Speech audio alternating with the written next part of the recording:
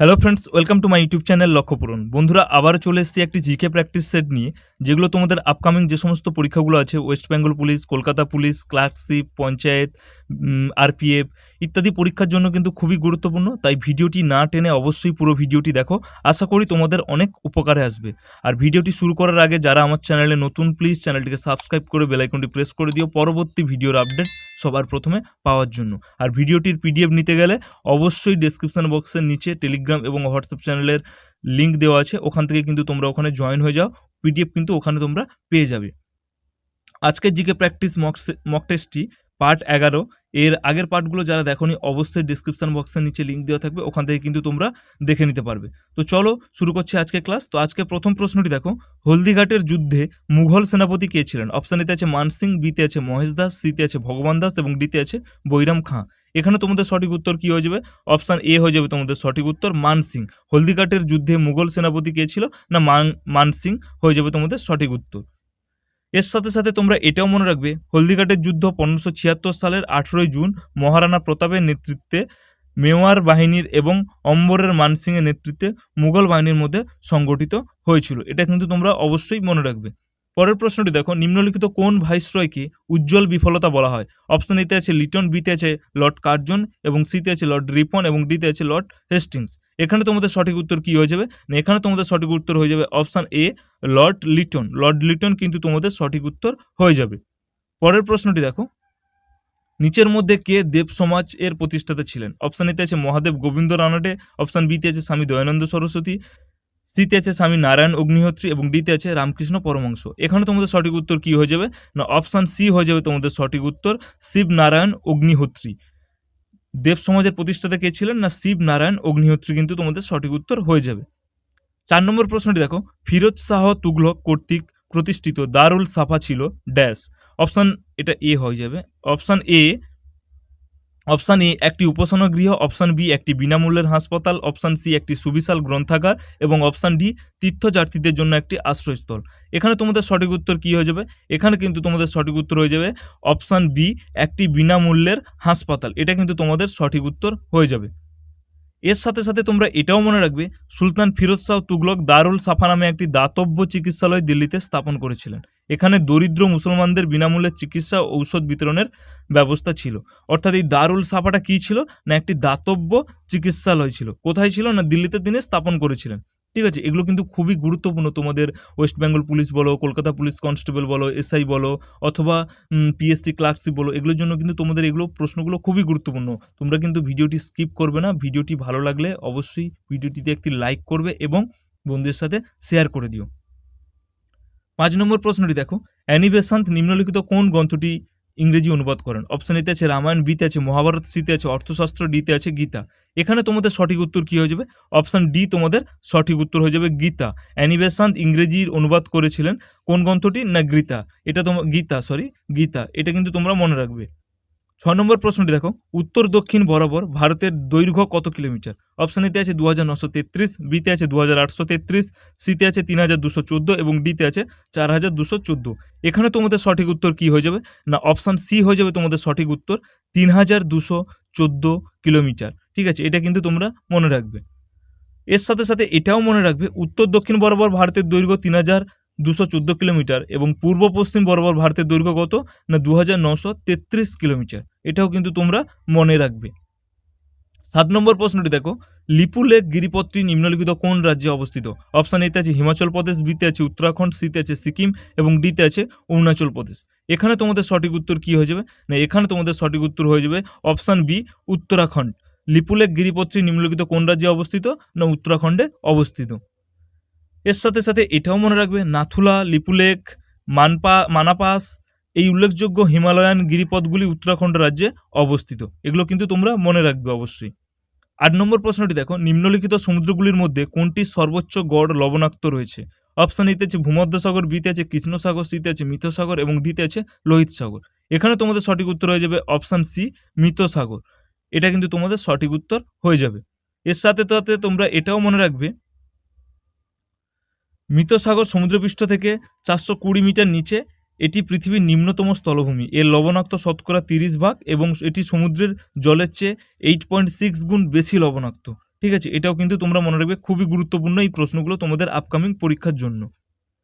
9 নম্বর প্রশ্নটি দেখো, নিম্নলিখিত কোন শহরটিকে উত্তর ভারতের ম্যানচেস্টার বলা হয়? এটিও খুব গুরুত্বপূর্ণ একটি প্রশ্ন। অপশন এতে আছে নাগপুর, বিতে আছে কানপুর, সিতে আছে আহমেদাবাদ এবং ডিতে আছে রায়বেরেলি। এখানে তোমাদের সঠিক উত্তর কি হয়ে যাবে না, এখানে তোমাদের সঠিক উত্তর হয়ে যাবে অপশন বি, কানপুর। নিম্নলিখিত কোন শহরটিকে উত্তর ভারতের ম্যানচেস্টার বলা হয় না, কানপুরকে কিন্তু উত্তর ভারতের ম্যানচেস্টার বলা হয়। এর সাথে সাথে তোমরা এটাও মনে রাখবে, ভারতের ম্যানচেস্টার আর পশ্চিম ভারতের ম্যানচেস্টার কাকে বলা হয়? আহমেদাবাদকে বলা হয়। দক্ষিণ ভারতের ম্যানচেস্টার বলা হয় কোয়াম্বাটুরকে, আর পূর্ব ভারতের ম্যানচেস্টার বলা হয় কলকাতাকে, আর উত্তর ভারতের ম্যানচেস্টার বলা হয় কানপুরকে। এগুলো কিন্তু খুব গুরুত্বপূর্ণ, প্রত্যেকটি কিন্তু তোমাদের পরীক্ষায় আসার জন্য খুবই গুরুত্বপূর্ণ প্রশ্ন। অবশ্যই ভিডিওটি না টেনে পুরো ভিডিওটি দেখো। তো পরের প্রশ্নটি দেখো, 10 নম্বর প্রশ্নটি, ভারতের বৃহত্তম লিগনাইট কয়লা খনি নেভেলি কোন রাজ্যে অবস্থিত? অপশান এতে আছে কেরালা, বিতে আছে মধ্যপ্রদেশ, সিতে আছে তামিলনাড়ু এবং ডিতে আছে ছত্তিশগড়। এখানে তোমাদের সঠিক উত্তর কি হয়ে যাবে না, এখানে তোমাদের সঠিক উত্তর হয়ে যাবে অপশান সি, তামিলনাড়ু। ভারতের বৃহত্তম লিগনাইট কয়লা খনিটি নেভেলি কোন রাজ্যে অবস্থিত না, তামিলনাড়ু রাজ্যে অবস্থিত। এর সাথে সাথে তোমরা এটাও মনে রাখবে, বিটুমিনাসের বৃহত্তম কয়লা খনিটি হলো ঝরিয়া, যেটি ঝাড়খণ্ড রাজ্যে অবস্থিত। এগুলো কিন্তু অবশ্যই অবশ্যই মন দিয়ে তোমরা পড়বে। আশা করি জিকে নিয়ে তোমাদের কোনো সমস্যা হবে না, এইভাবে যদি জিকে পড়া যায়। পরের প্রশ্নটি দেখো, মুগা রেশম উৎপাদনে ভারতের কোন রাজ্য প্রথম স্থান অধিকার করে? অপশন এতে আছে কর্ণাটক, বিতে আছে তামিলনাড়ু, সিতে আছে ঝাড়খণ্ড, ডিতে আছে আসাম। এখানে তোমাদের সঠিক উত্তর কি হয়ে যাবে না, অপশন ডি হয়ে যাবে তোমাদের সঠিক উত্তর, আসাম। মুগা রেশম উৎপাদনে ভারতে কোন রাজ্য প্রথম স্থান অধিকার করে না, আসাম। এর সাথে সাথে এটাও তোমরা মনে রাখবে, মালবরি রেশম উৎপাদনে কর্ণাটক প্রথম স্থান, মুগা এবং এরি রেশম উৎপাদনে আসাম প্রথম স্থান এবং তসর রেশম উৎপাদনে ঝাড়খণ্ড রাজ্য প্রথম স্থান অধিকার করে। খুবই গুরুত্বপূর্ণ তোমাদের এই সমস্ত প্রশ্নগুলো, অবশ্যই খাতায় লিখে মন দিয়ে কিন্তু তোমরা প্রশ্নগুলো পড়বে। পরের প্রশ্নটি দেখো, নিচের কোন রাশির একক নেই? অপশন এতে আছে পীড়ন, বিতে আছে বল, সিতে আছে বিকৃতি এবং ডিতে আছে চাপ। এখানে তোমাদের সঠিক উত্তর কি হয়ে যাবে? এখানে কিন্তু তোমাদের সঠিক উত্তর হয়ে যাবে অপশন সি, বিকৃতি। বিকৃতি কিন্তু তোমাদের সঠিক উত্তর হয়ে যাবে। ঠিক আছে, পরের প্রশ্ন। এর সাথে সাথে তোমরা এটাও মনে রাখবে, স্ট্রেন হলো মূল দৈর্ঘ্যমাত্রার পরিবর্তনের অনুপাত, তাই এর কোনো একক বা মাত্রিক সূত্র নেই। পীড়নের একক হলো পাস্কেল বা নিউটন প্রতি বর্গমিটার, আর বলের একক হলো নিউটন এবং পাস্কল হলো চাপের একক। এটাও কিন্তু তোমরা এর সাথে সাথে মনে রাখবে। 13 নম্বর প্রশ্নটি দেখো, পারদ কোন বৈশিষ্ট্যের কারণে সাধারণত থার্মোমিটারে ব্যবহৃত হয়? অপশান এতে আছে উচ্চ ঘনত্ব, বিতে আছে উচ্চ তারল্য, সিতে আছে উচ্চ সম্প্রসারণ ক্ষমতা এবং ডিতে আছে উচ্চ নির্দিষ্ট তাপ। এখানে তোমাদের সঠিক উত্তর কি হয়ে যাবে? অপশান সি হয়ে যাবে তোমাদের সঠিক উত্তর, উচ্চ সম্প্রসারণ ক্ষমতার জন্য কিন্তু পারদ থার্মোমিটারে ব্যবহার করা হয়।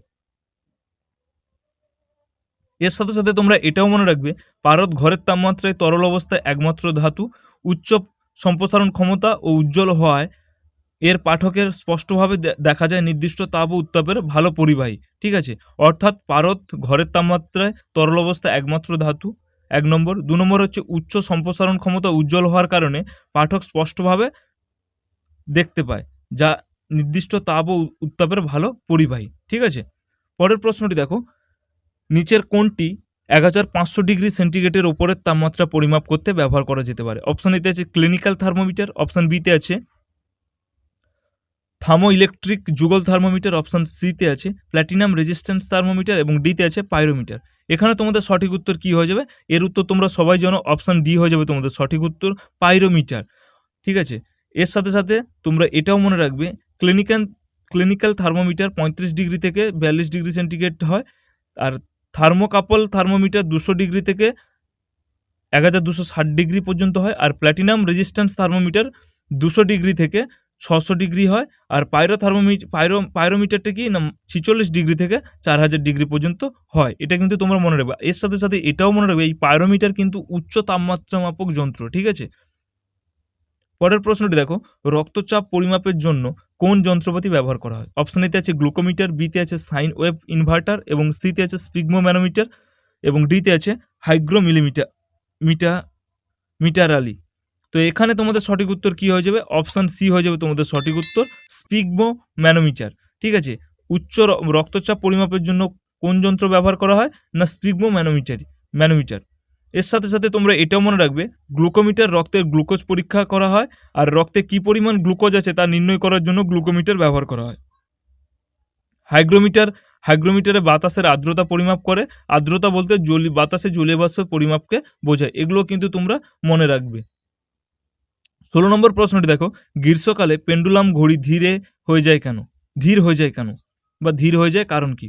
অপশান এতে আছে গ্রীষ্মের দিনগুলি বড়, বিতে আছে কয়েলে ঘর্ষণ, সিতে আছে পেন্ডুলামের দৈর্ঘ্য বৃদ্ধি পায় এবং ডিতে আছে পেন্ডুলামের ওজন পরিবর্তিত হয়। এখানে তোমাদের সঠিক উত্তর কি হয়ে যাবে না, এখানে তোমাদের সঠিক উত্তর হয়ে যাবে পেন্ডুলামের দৈর্ঘ্য বৃদ্ধি, অর্থাৎ এখানে তোমাদের অপশান সি হয়ে যাবে সঠিক উত্তর, পেন্ডুলামের দৈর্ঘ্য বৃদ্ধি পায়। ঠিক আছে।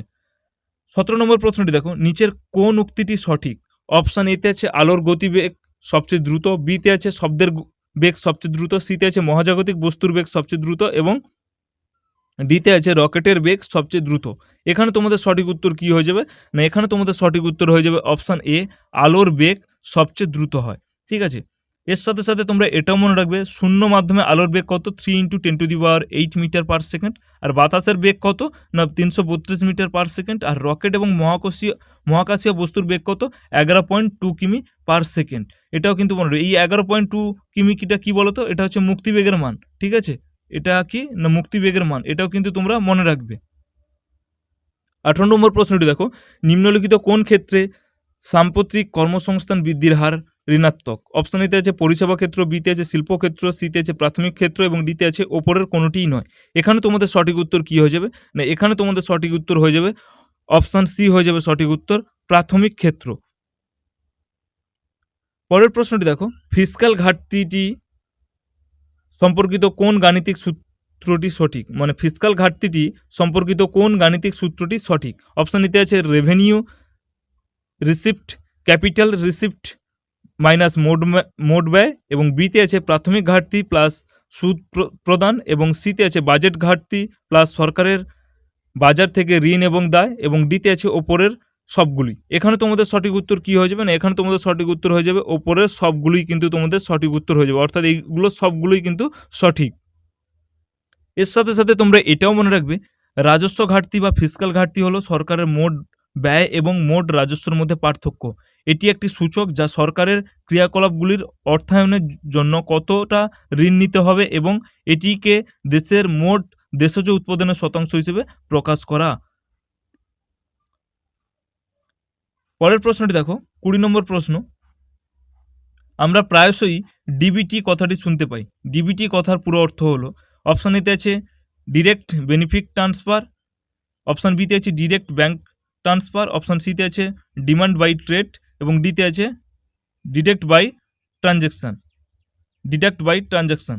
এখানে তোমাদের সঠিক উত্তর কি হয়ে যাবে না, এখানে তোমাদের সঠিক উত্তর হয়ে যাবে ডিরেক্ট বেনিফিট ট্রান্সফার, অর্থাৎ অপশান এ হয়ে যাবে তোমাদের সঠিক উত্তর, ডিরেক্ট বেনিফিট ট্রান্সফার।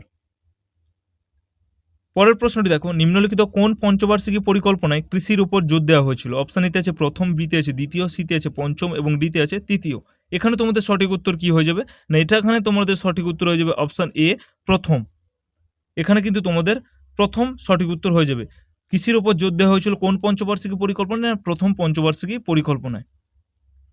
এর সাথে সাথে তোমরা এটাও মনে রাখবে, প্রথম পঞ্চবার্ষিকী পরিকল্পনায় কৃষির উপর জোর দেওয়া হয়েছিল, দ্বিতীয় পঞ্চবার্ষিকী পরিকল্পনায় মূল ও ভারী শিল্প, আর তৃতীয় পঞ্চবার্ষিকী পরিকল্পনায় কৃষি এবং শিল্প উভয়ের ওপর জোর দেওয়া হয়েছিল এবং পঞ্চম পঞ্চবার্ষিকী পরিকল্পনায় দারিদ্র্য দূরীকরণের ওপর জোর দেওয়া হয়েছিল। এগুলো কিন্তু খুব গুরুত্বপূর্ণ, তোমাদের আপকামিং যে সমস্ত পরীক্ষাগুলো আছে খুবই গুরুত্বপূর্ণ। অবশ্যই তোমরা ভিডিওটি পুরোটি দেখো এবং বন্ধুদের সাথে শেয়ার করে দিও এবং ভিডিওতে একটি লাইক করে দিও। 22 নম্বর প্রশ্নটি দেখো, ভারতীয় সংসদের অধিবেশনে কে আহ্বান করেন? অপশান এতে আছে প্রধানমন্ত্রী, বিতে আছে রাষ্ট্রপতি, সিতে আছে লোকসভার অধ্যক্ষ এবং ডিতে আছে সুপ্রিম কোর্টের প্রধান বিচারপতি। এখানে তোমাদের সঠিক উত্তর কি হয়ে যাবে না, এখানে তোমাদের সঠিক উত্তর হয়ে যাবে অপশান বি, রাষ্ট্রপতি।